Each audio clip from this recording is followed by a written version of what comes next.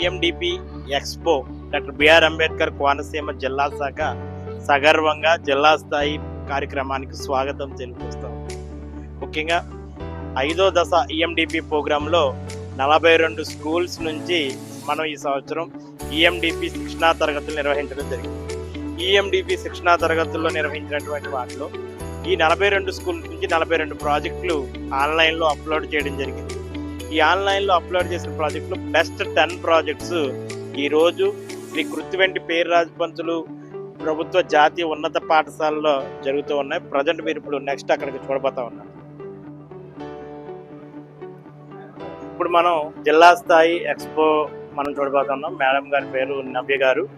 వీరి ఆర్గనైజేషన్ ఉదయం ఆర్గనైజేషన్ నుంచి ఈ ప్రోగ్రామ్ మొత్తం కమిషనర్ ఆఫ్ స్కూల్ ఎడ్యుకేషన్ ద్వారా ఈ ప్రోగ్రామ్ మొత్తాన్ని అంతటినీ కూడా ఆర్గనైజ్ చేస్తూ దాన్ని కోఆర్డినేట్ చేస్తూ ఉన్నారు.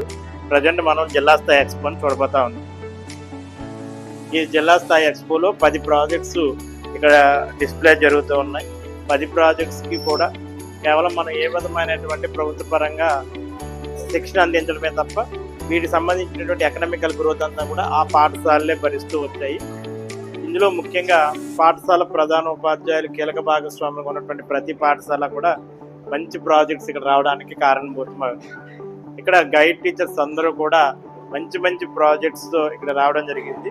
ఇక్కడ ఎంపిక చేసినటువంటి 10 ప్రాజెక్ట్స్ని మనం ఇక్కడ చూడబోతా ఉన్నాం. ఈ 10 ప్రాజెక్ట్స్లో ఇంకా మరికొద్ది నిమిషాల్లో జిల్లా విద్యాశాఖ అధికారి, జిల్లా ఉప విద్యాశాఖ అధికారి, academic monitoring officer, district science officer అయినటువంటి మా ఆధ్వర్యంలో వీటికి విశ్లేషణ జరుగుతుంది. ఒక పిహెచ్డి డిగ్రీ కాలేజ్ లెక్చరర్ అయినటువంటి పి సారా గారిని న్యాయ నిర్ణేతగా ఈ కార్యక్రమానికి ఎంచుకోవడం జరిగింది.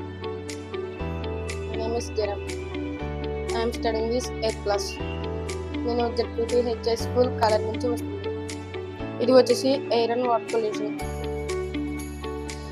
జీవులు నిర్జీవులు రెండింటిపై ప్రభావాన్ని చూపే హానికరం గాలిలో కలుషితం అయితే దాన్ని వాయు కాలుష్యం అని అంటారు. గాలిలో కలుషితమయ్యే దాన్ని వాయు కాలుష్య కారకాలు అని అంటారు. పెట్రోల్, ఫ్యాక్టరీ నుండి వచ్చే వాయువులు, వెహికల్స్ నుండి వచ్చే వాయువులు అవన్నీ గాలిలో కలుషితం అవడానికి వాయు కాలుష్య కారణాలుగా చెప్పవచ్చు. దాని పెట్రోల్, డీజిల్ దహించడం వల్ల గాలిలో అధిక స్థాయిలో కార్బన్ మోనాక్సైడ్ ఉత్పత్తి అవుతుంది. వెహికల్ నుంచి carbon monoxide, carbon dioxide, nitrogen oxide వంటివి ఉత్పత్తి అవుతాయి.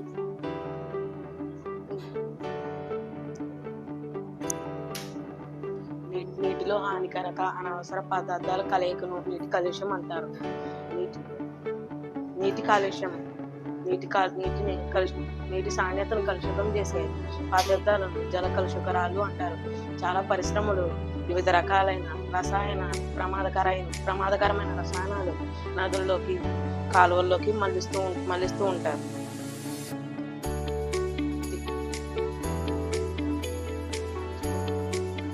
దీని వలన పర్యావరణం దెబ్బతింటుంది. ఉదాహరణ చమురు శుద్ధి కర్మాగారాలు, కాగితపు పరిశ్రమలు, నూల్ మరియు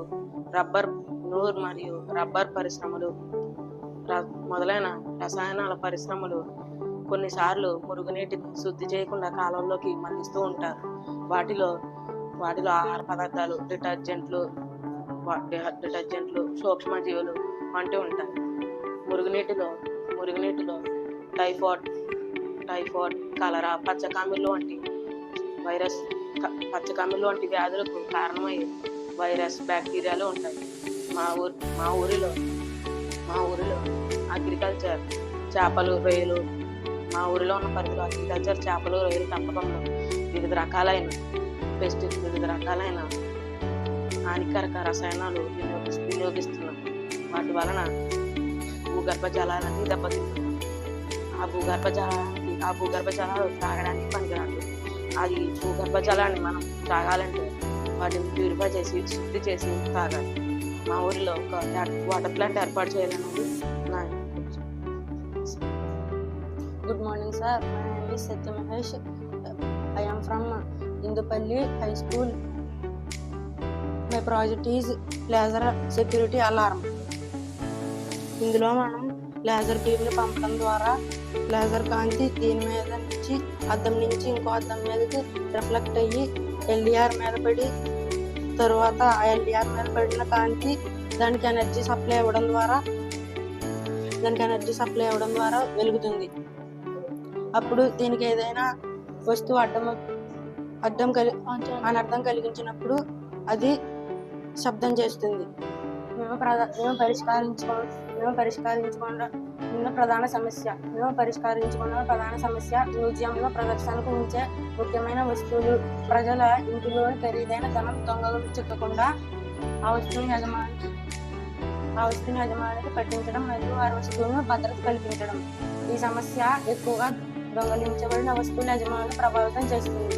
ప్రస్తుతం ఈ సమస్యను పరిష్కరించడానికి ఉన్న మార్గం సేఫ్టీ లాకర్లు మరియు సామాన్యుల ఇంట్లో ఉండే చిన్న ఇనుప బీరువాలు. మా పరిష్కారం సామాన్య పద్ధతుల కంటే ఎక్కువ భద్రతను కల్పిస్తుంది. ఇది వినియోగదారులకు వారి వస్తువులు లేదా ముఖ్యమైన సమాచారాన్ని దొంగల నుండి రక్షించడానికి ఉపయోగపడుతుంది. మా ఉత్పత్తి లేదా సేవ గురించి సంక్షిప్తంగా వివరించాలనుకుంటున్నాను. మా ఉత్పత్తి పేరు లేజర్ అలారం. దీనికి కావలసిన వస్తువులు ఎల్డిఆర్ సెన్సార్, లేజర్ లైట్ మరియు 4K resistor, sensor, speaker, HW battery to use laser light, switch, cardboard or strong metal. మా ఉత్పత్తి యొక్క ప్రధాన ఉద్దేశం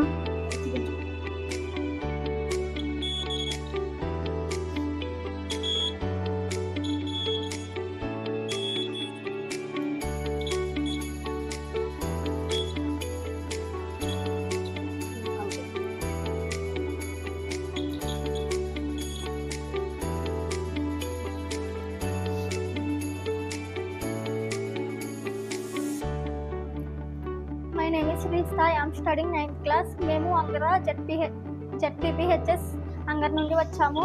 మా ప్రాజెక్ట్ పేరు వెట్ అండ్ డ్రై సెపరేషన్. అంతే సార్.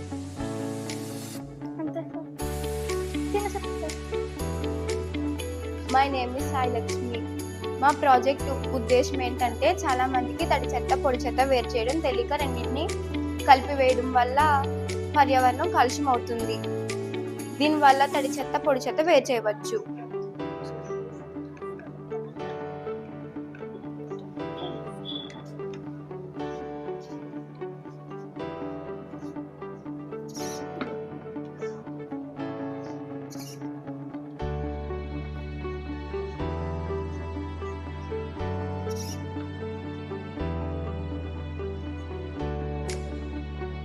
ఆర్డినో.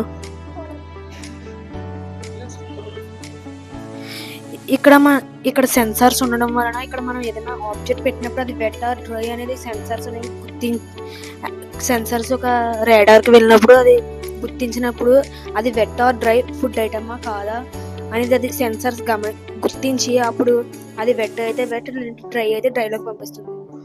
ఒక మిషన్ వెనక్కి తిప్పినప్పుడు మనం ఇక్కడ ఆర్డినో చూడొచ్చు. ఆర్డినోలో మనం చేసిన కోడింగ్ ప్రకారంగా మొత్తం సిస్టమ్ అంతా రన్ అవుతుంది.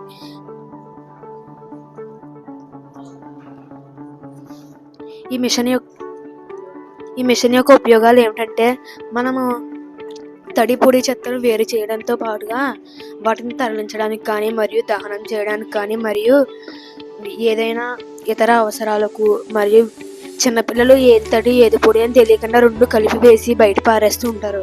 అది చిన్నపిల్లలకు యూజ్ అవుతుంది మరియు వాతావరణం కాలుష్యం కాకుండా మనుషులకు ఎంతో మేలు చేకూరేలాగా భూమిపై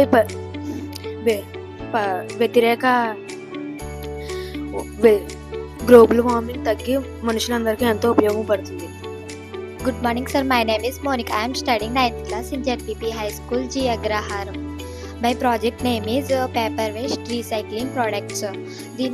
ఈ ప్రాజెక్ట్ మేము ఎందుకు ఎంచుకున్నామంటే మా పాఠశాలలో పోగవుతున్న కాగితపు చెత్తను ప్రతి తరగతి నుండి మా ఆయా వాటిని డస్ట్బిన్లో సేకరించి మా పాఠశాల పక్కన ఉన్న ఒక పెద్ద చెత్త బుట్టలో వేయడం జరిగింది.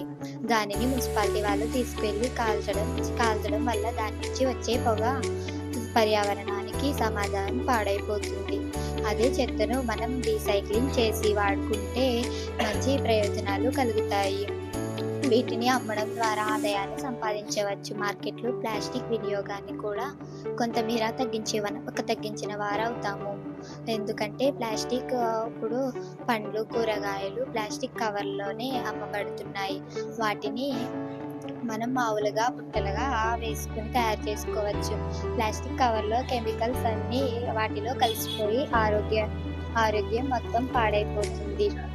అందువల్ల చాలా హానికరమైన రోగాలు వస్తాయి. దానివల్ల దీనికి కావాల్సిన మెటీరియల్స్ కాగితాలు మరియు అట్ట ముక్కలు, మెంతులు, నీరు మొదలైనవి, రుబ్బురోలు మరియు దీన్ని నానబెట్టుటకు పెద్ద పాత్ర, రుబ్బురోలు లేదా గ్రైండర్ మొదలైనవి. తయారీ విధానం: సేకరించిన కాగితాలు మరియు అట్ట ముక్కలు ఒక పాత్రలో వేసి దానికి తగినంత నీరు పోసి మరియు మెంతులు వేసి దానిని ఒక రుబ్బురోలులో నానబెట్టి దానిని రుబ్బడం ద్వారా గుజ్జుగా మారుతుంది. ఆ గుజ్జును తయారు చేసి మనకు కావలసిన ఆకారాల పాత్రలకు పూసి ఎండబెట్టడం ద్వారా మనకు కావలసిన పాత్రల రీసైకిల్ వస్తువులు పొందుతాము. ఉదాహరణగా కూరగాయలు, పండ్లు బుట్టలుగా, పెన్, పెన్సిల్ హోల్డర్స్గా, అలంకరణ వస్తువులుగా తయారు చేసుకోవచ్చు. Good morning, sir. My name is Diana Devi. I'm studying 9th class, ZPPH High School from Janpalli. Sugarcane pulp. ఇప్పుడు మనం సాధారణంగా షుగర్కేన్ రసం తాగుతూ ఉంటాం, అలా పల్ప్ పాడిస్తుంటాం. అలా కాకుండా షుగర్కేన్ పల్ప్ వల్ల ప్రొడక్ట్స్ కూడా, ప్లేట్స్, బాటిల్స్ అట్లాంటివి కూడా తయారు చేయొచ్చు. ఇప్పుడు మనం మ్యారేజ్లోని, ఫంక్షన్స్లోనే గట్రా చూస్తూ ఉంటాం, ఎక్కువ ప్లాస్టిక్ యూజ్ చేస్తున్నారు.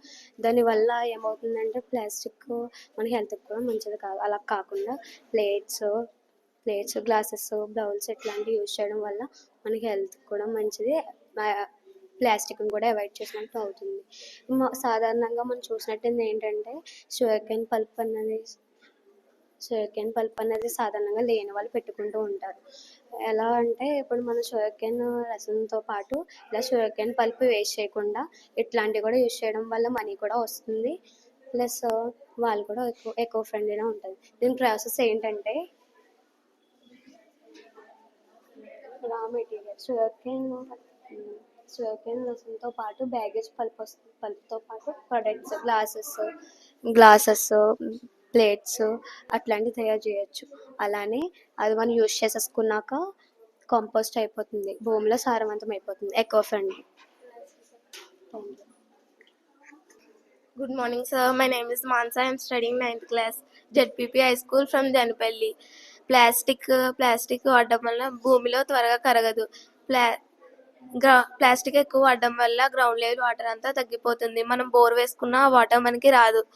అందుకని షుగర్కేన్ పల్ప్ వాడడం వల్ల సాయిల్లో త్వరగా కరిగిపోతుంది. నేలంతా సారవంతంగా మారుతుంది. అందుకే ఈ షుగర్కేన్ దీంట్లో మనం ఎటువంటి కెమికల్స్, ఫెర్టిలైజర్స్ వాడలేదు. ఇదంతా మనం డిహైడ్రేట్ చేసింది. దీన్ని ఎలా చేస్తా అంటే డిహైడ్రేట్ అంటే ఎండలో పెడతాం. దీంట్లో వాటర్ అంతా ఆవిరైపోతుంది. దీన్ని డిహైడ్రేషన్ అంటారు. My name is Yanchani Pravalika. I'm studying 9th class in Convent High School, Anatwara. My project is filling of pathholes with waste plastic. Instructions: collect plastic bottles and clean. Cut the plastic bottles into small pieces. Heat the plastic bottles to melt. Mix sand to the plastic bottles to be created a moldable mixture. Fill the pathholes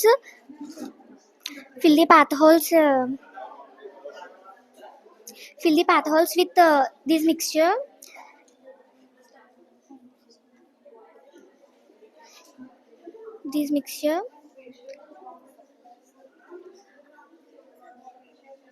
It's a great example of how recycling creating can come together to solve real world problems. Benefits: reduce wasting plastics, fill pathholes, a lower cost, providing a durable and long-lasting solution. Cost-effective demerits. Harmful gases. It has to be filtered releasing before releasing into air. Plastic bottle broom. Cut the plastic bottles into small slices. Cut the bristles to desired length. Insert the bristles into the slides, securing them glue or wire. Attach the handle to the bottles. It is co-friendly and cost effectively can be adapted to suit our cleaning needs.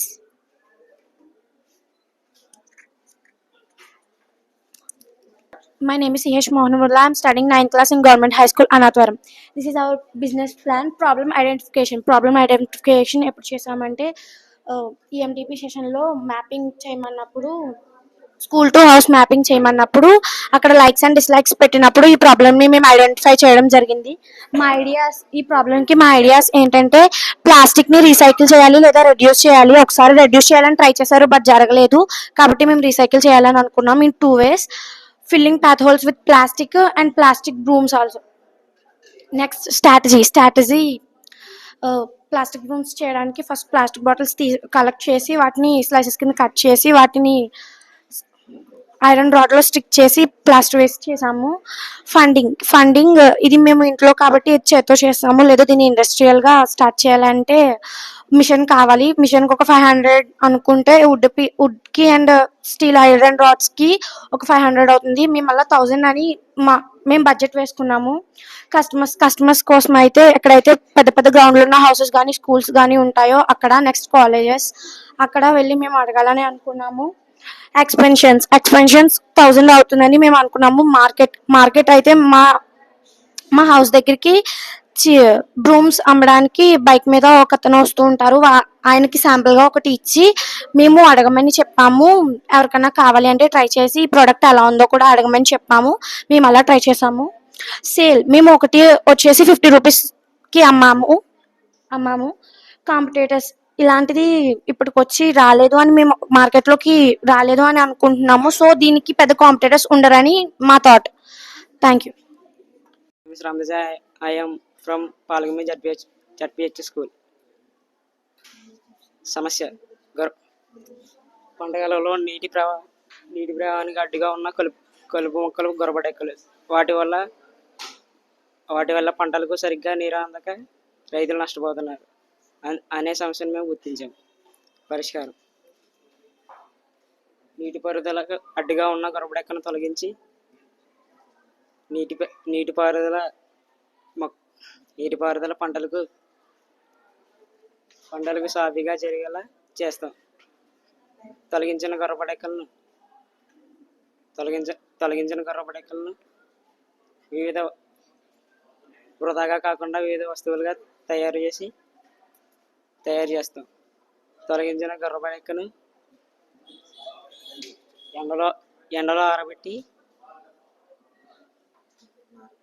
ఎండలో ఆరబెట్టి దాని నుంచి నారను తీసి నారతో వివిధ డోర్మెట్స్, bowls, pen box మొదలైనవి తయారు చేసి